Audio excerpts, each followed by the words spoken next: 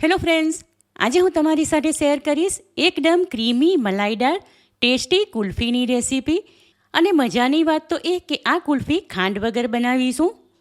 એમાં condense milk કે milk powder વાપરવાની પણ જરૂર નહીં પડે.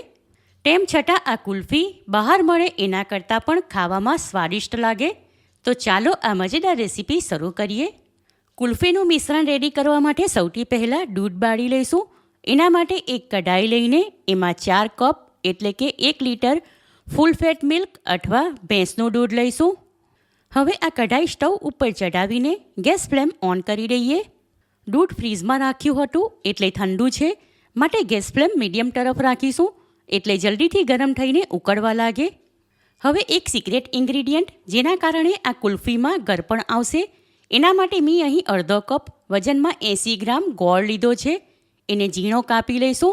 5 મિનિટ પછી દૂધ ગરમ થઈને ઉકળવા લાગ્યું. થોડું ઘટ્ટ થાય ત્યાં સુધી ઉકાળી લઈશું. આશરે 15 મિનિટ માટે દૂધ ઉકાળી લીધું એટલે લગભગ 40% જેટલું બળી ગયું. હવે આ ટાઈમ પર એમાં 2 ટેબલસ્પૂન ભરીને બ્રેડ ક્રમ્સ ઉમેરીશું. તમારે એના બદલે મિલ્ક પાવડર નાખવો હોય તો નાખી શકાય, પણ દૂધમાં બ્રેડ ક્રમ્સ ઉમેરવાથી આપણે બહારની માવા મલાઈવાળી કુલ્ફી ખાઈએ બિલકુલ એવી જ આ કુલ્ફી લાગશે. હવે આ દૂધ વધારે ઉકાળવાની જરૂર નથી. બ્રેડ ક્રમ્સના કારણે એ આપોઆપ ઘટ્ટ થઈ જશે. બીજી 3 થી 4 મિનિટ માટે દૂધ ઉકાળી લીધું એટલે એના વડે આમ સ્પૂન કોટ કરી શકાય એટલું ઘટ્ટ થઈ ગયું. હવે ગેસ ફ્લેમ બિલકુલ લો તરફ કરીને આ કઢાઈ સ્ટવ ઉપરથી બાજુમાં ઉતારી લઈશું અને ત્યાં એક ફ્રાયપેનમાં ગોળ ઝીણો કાપી લીધો છે એ મૂકીશું. ગોળમાં 2 ટેબલસ્પૂન પાણી ઉમેરીને હવે ગેસ ફ્લેમ મીડિયમ તરફ કરીશું. ગોળની ચાસણી કે પાયો નથી કરવાનો, બસ સારી રીતે એને ઓગાળી લઈએ. લાડીમાં મળે એ કુલ્ફીમાં ગળપણ માટે ખાંડ હોય છે, જ્યારે અહીં આપણે કુલ્ફીમાં ગળપણ માટે ગોળનું કેરેમલ બનાવીને વાપરીશું. હવે gas flame law to medium તરફ રાખીને ફ્રાયપેનમાં કન્ટિન્યુ ટવેટો ફેરવતા રહીશું.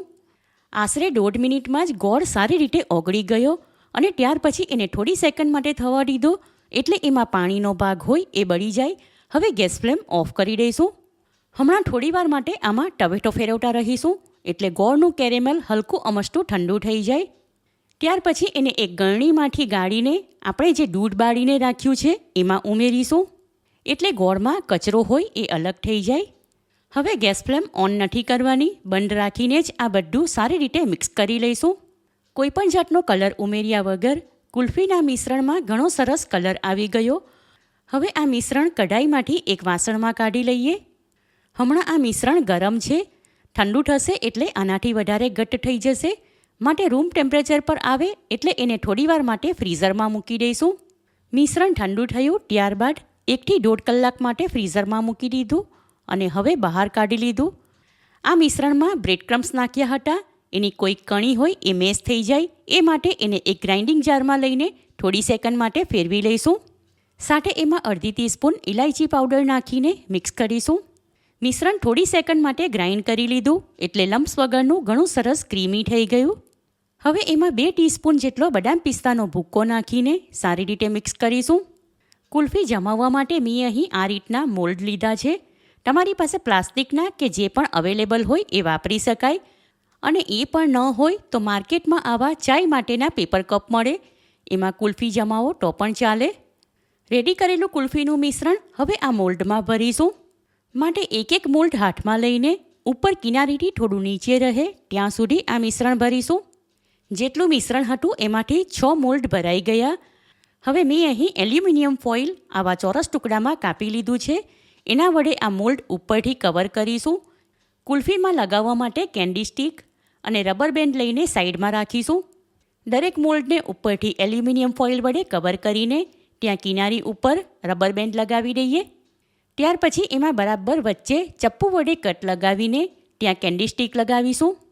હવે આ મોલ્ડ આમ તેમ હલે નહીં એ રીતે ગોઠવીને 10 થી 12 કલાક માટે ફ્રીઝરમાં રાખીશું. કુલ્ફીના મોલ્ડ ઓવરનાઇટ ફ્રીઝરમાં રાખ્યા અને હવે બીજે દિવસે બહાર કાઢી લીધા. હવે એક મોલ્ડ હાથમાં લઈને પાણીમાં ડીપ કરીશું. ત્યાર પછી ઉપરથી રબર બેન્ડ અને ફોઇલ હટાવીને મોલ્ડને હાથમાં ગોળ ગોળ ફેરવીશું અને હવે એમાંથી કુલ્ફી અલગ કરી લઈએ. ગરમીમાં ખાવા માટે સુપર ડિલિશિયસ ખાંડ વગરની સુગર ફ્રી કુલ્ફી રેડી છે. સાચું કહું તો આ કુલ્ફી જોઈને બિલકુલ એવું નથી લાગતું કે આમાં ખાંડને બદલે ગોળ વાપર્યો છે. ફર્સ્ટ ટાઈમ જ્યારે અમે આ ગોળવાળી કુલ્ફી બધાએ ખાધી ત્યારે અમને બધાને બહુ જ ભાવી અને ઘરની બનાવેલી આ કુલ્ફી ખાઈને અમને બિલકુલ એવું ન લાગ્યું કે ઘરે જ બનાવી છે. ગરમીની મોસમ હોય એટલે ઘરમાં નાના મોટા બધાને જ ઠંડુ ખાવાનું મન થાય, તો આવી કુલ્ફી બનાવીને મનમાં કોઈ પણ જાતનો ડર રાખ્યા વગર એમને ખવડાવી શકાય. અને આવી કુલ્ફી બનાવવા માટે વધારાનો ખર્ચ કરવાની પણ જરૂર નહીં પડે. ઘરમાં હોય એ જ સામગ્રી વાપરીને સરળતાથી ઓછા ટાઈમમાં બનાવી શકાય.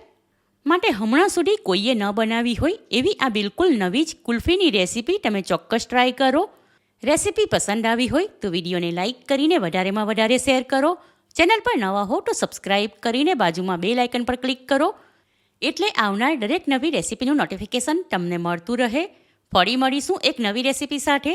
ઈટ હેલ્ધી એન્ડ સ્ટે હેલ્ધી.